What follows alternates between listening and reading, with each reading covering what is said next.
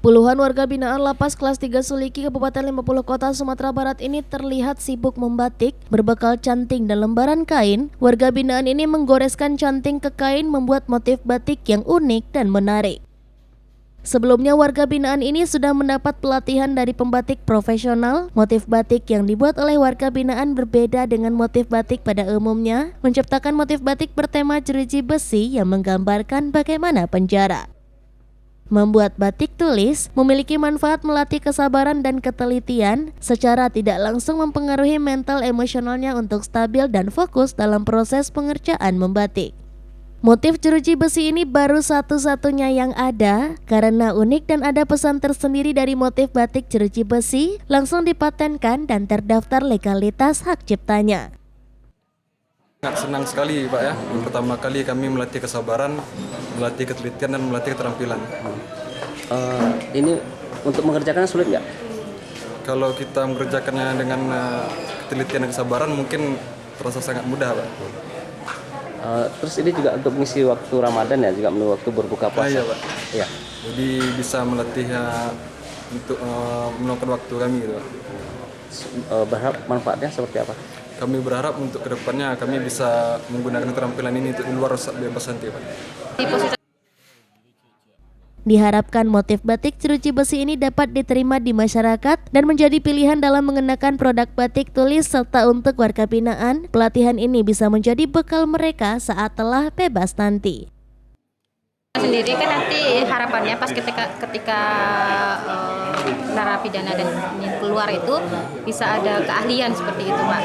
Jadi ada keahlian tambahan membatik, jadi bisa dipakai untuk berwira swasta seperti itu. Terus Mbak, ini kan motifnya kan desain sendiri ya Mbak? Bisa jelaskan Mbak? Untuk motif khasnya sesuai permintaan dari Bapak Kepala Lapas itu bertemakan jeruji besi. Jadi karena mereka tinggalnya di dalam jeruji, itu kita ambil tema jeruji besi dan motifnya juga khas jeruji besi yang sudah dipatenkan oleh beliau. Mbak, kemudian untuk proses memberi pelajaran batik untuk para warga binaannya gimana Mbak? Ada kesulitan kah atau gimana? Kesulitan alhamdulillah enggak Mbak, mereka tuh semangat gitu, antusias untuk mengikuti belajar membatik ini. Terus kita juga udah menggunakan cantik elektrik yang itu udah seperti menulis, lebih gampang, lebih mudah.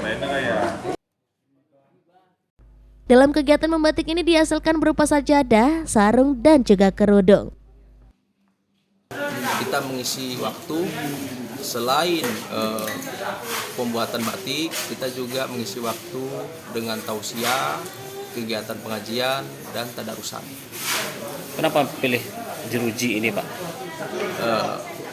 Karena di Lapas Suliki ini belum pernah ada ya, motif yang berbau dengan jeruji.